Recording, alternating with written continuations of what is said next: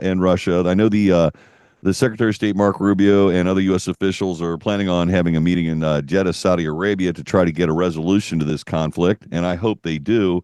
Ukraine launched its biggest drone attack against Moscow and other areas as well. But what I mean, is this is something strategic associated with? Because it seems to be an exercise in futility. Is it just to be pesky and try to annoy the Russians? Because apparently the Russians were successful in shooting down almost all the drones.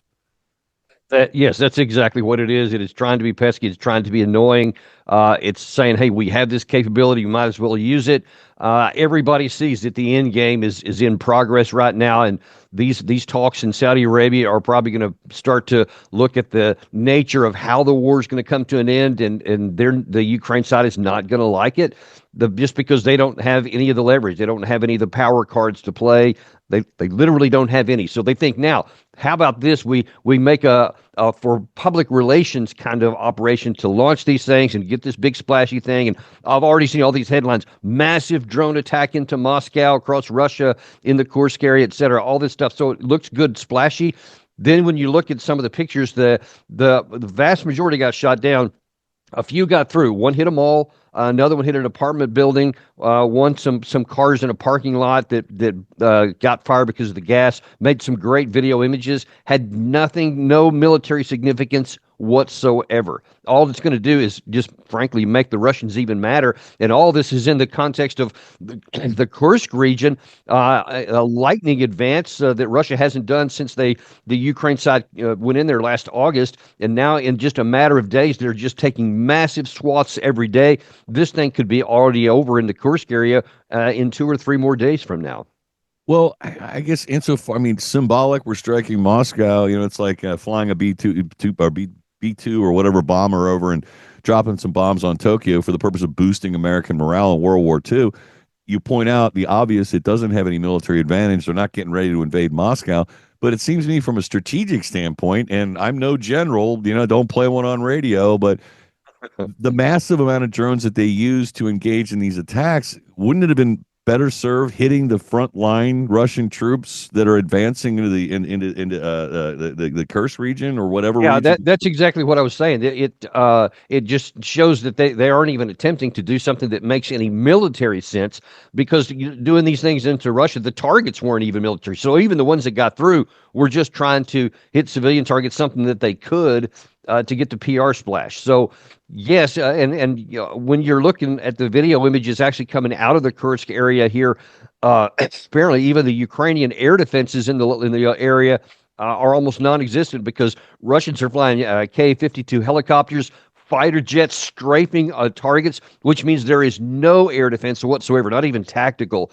So if you were going to fire something somewhere, it would seem to make more sense, as you said, and maybe you should start playing a radio general. I don't know, but that's what I would have done, just to take those where it could have had some tactical advantage for your side, and instead they did this. Well, I can't remember the region, but I had read just the other day that the Ukrainian forces were getting surrounded and leaving them with little option to retreat, which seemed like an inevitable thing they were going to have to do. Was that the area of Russia that they had taken over that we're talking It about? is, yeah. That's exactly what was happening in the Kursk area. They had an option. I was just almost pleading into the ether on my shows this in recent days, just saying that that's what they should do. The Ukraine side, there was no prospect for holding them. They needed to withdraw and get back while they could, because Russia was having a pincer movement to cut off the one supply, the one exit route, actually supply and exit. They didn't. They continued to stay there. Now, many of them are pouring out now, even without orders, but in a Oh, continuing process that Ukraine has shown almost from the very beginning, back into Mariupol in 2022, in the spring of 2022, every time they get into one of these situations, a cauldron, they never do the military smart thing of withdraw their forces to a more advantageous position. They keep them there, fighting to the last man, the last house, forcing Russia to come and clean them up. And Russia has the manpower to do it. So they lose so many men every time that they don't need to. And this is just the next one in line.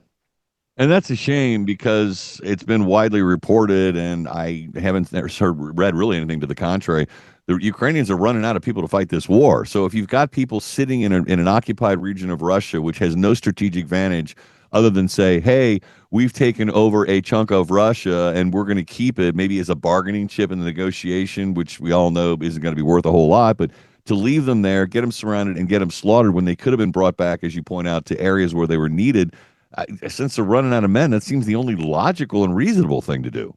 It is the only logical and rational and militarily smart thing to do. That's what they should have done. The whole Kursk thing was an operation of futility from the beginning. It never had any chance to accomplish anything of operational value for the Ukraine side. It had the PR value of, hey, we're finally sticking it to Russia, taking it to their territory. That brief swell made people feel good in Ukraine for a while, but it had no actual importance to the war effort at all. And in fact, then over the months, Ukraine kept sending tens of thousands of people in to reinforce it and all the logistics and everything for something that didn't have any outcome in the war. And there was never, I'll just point this out, never any chance that Russia would have traded that away as opposed to taking it by force, because that would have made them look weak, and they weren't. So they were killing a whole bunch of Ukraine people here that were not available on the Eastern Front, where the real fight was going on, the one that actually matters. So I'm just sorry, but this may hurt some people's feelings.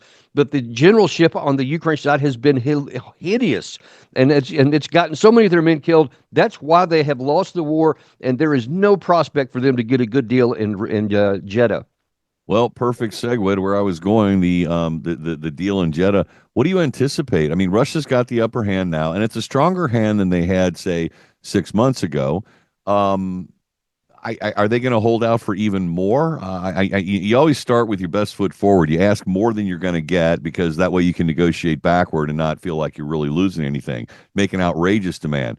Do you expect Russia to make an outrageous demand to resolve this or to bring about peace and negotiate something back? And if so, what do you think they're going to end up with if you had to read the tea leaves, Daniel Davis? Well, I would look at it from the other side first in terms of outrageous demands. I think that the Ukraine side will ask, and they already have, asked for a partial ceasefire. They say they want a ceasefire in the sky and in the sea. So no more drones, no more fighting in the Black Sea, etc., while they work something out. That is, I mean, almost you think that it may be a joke that they would ever actually ask for that, when it would be only a benefit to them. Russia would have no advantage whatsoever. And as I just pointed out, they were flying K-52s and fighter jets strafing into the area because there's no air defense on the Ukraine side at the tactical level. Why would Russia ever agree to something that can only benefit the other side?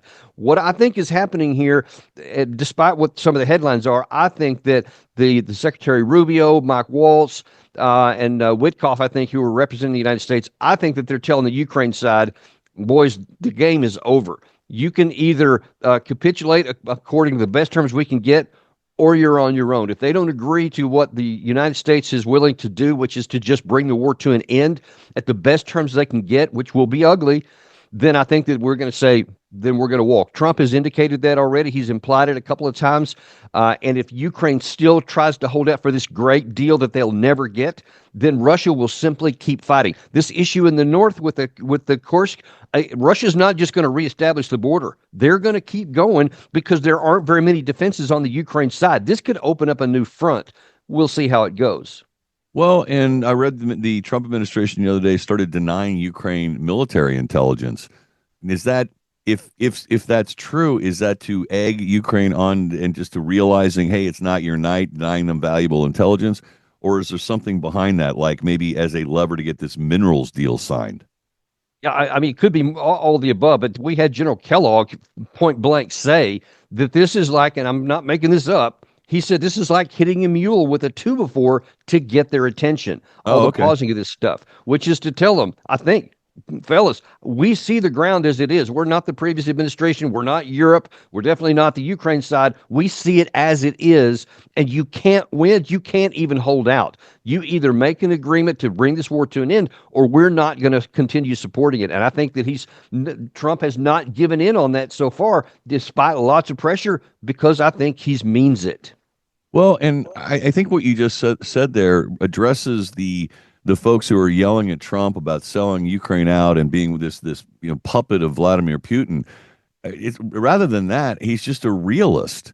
I mean, is that really not what this boils Well, down and to? Brian, let me just point out something, because this just makes me crazy, because I keep hearing that kind of stuff. Trump Yeah. is selling us out. He's given up.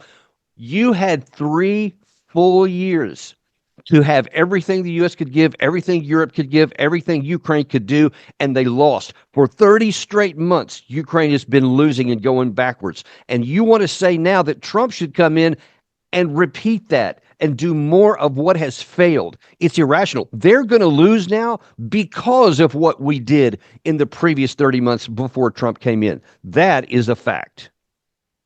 Telling it like it is. Daniel Davis, man, I certainly appreciate your analysis, and that's why I look forward to the segment every week. Deep Dive, Daniel Davis. Search for the Daniel Davis Deep Dive online for podcasts. We're going to get into, figure out what's going on with Ukraine.